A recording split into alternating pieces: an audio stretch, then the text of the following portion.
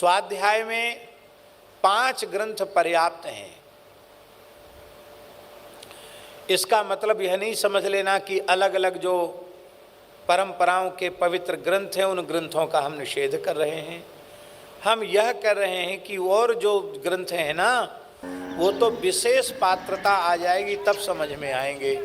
पर पात्रता कैसे आवेगी?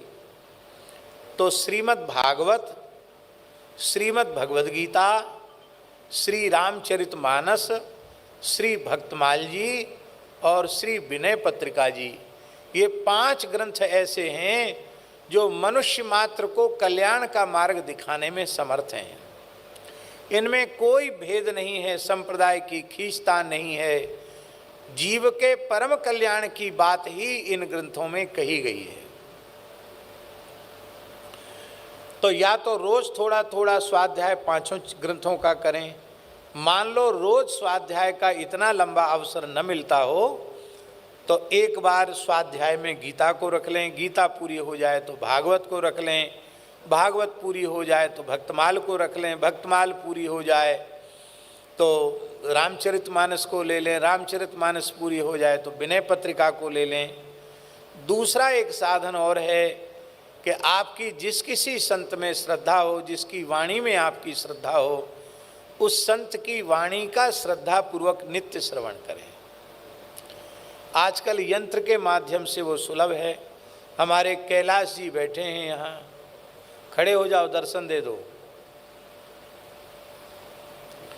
ये कैलाश जी हैं, ये सूरत के हैं, भगवान के शरणागत हैं। इन्होंने एक यंत्र बनाया है, उसमें पूरी महाभारत, कई भागवत की कथाएं, रामचरितमानस की कथा, मामा जी का प्रवचन, पूज्य गुरुदेव भक्तमाली जी का प्रवचन, बहुत कुछ उसमें इतना संग्रह है कि शायद महीना 2 महीना भी सुनोगे तो पूरा नहीं होगा, इतना संग्रह है ना।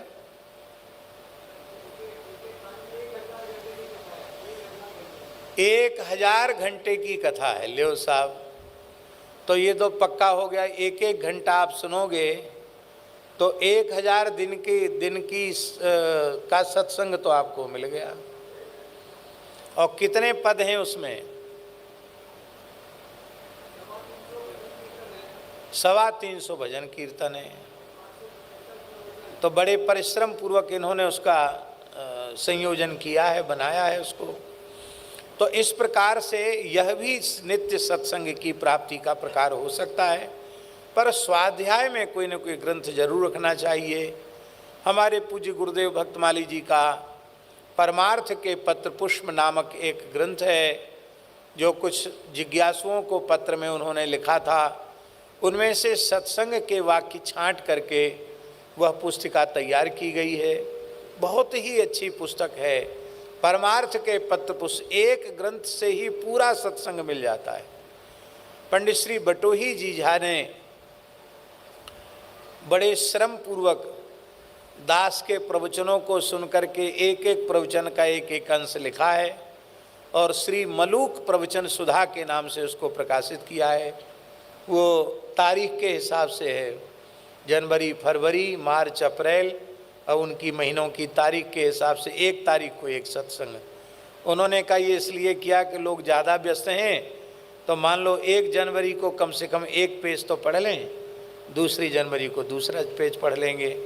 तो इतना भी 5 मिनट का भी सत्संग मिलेगा तो कोई न कोई नई किरण प्रकाश की उन्हें प्राप्त हो जाएगी।